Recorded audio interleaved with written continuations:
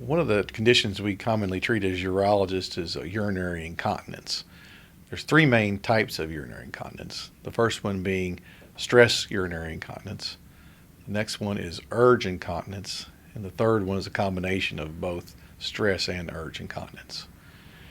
Stress incontinence occurs when you cough or strain and put excess pressure on the bladder and the urine leaks out of the body inadvertently.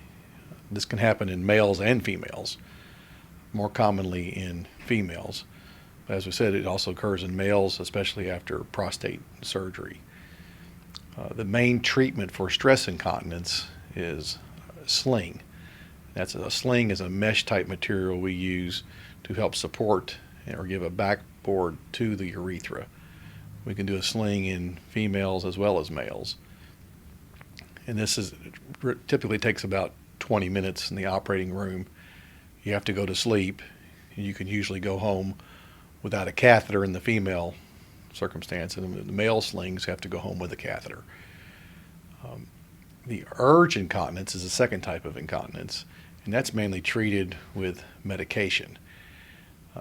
Common medications are called anticholinergics, some of which are ditropan, Vesicare, Enablex, and those type of medicines unfortunately cause a lot of dry mouth and constipation, but they do calm the bladder down to allow you to get to the bathroom in time.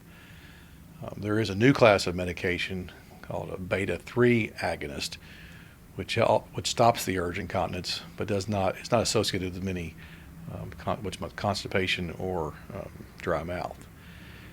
The third type of urinary incontinence is a combination of both stress and urge, and that's probably the most common type most patients suffer, usually females.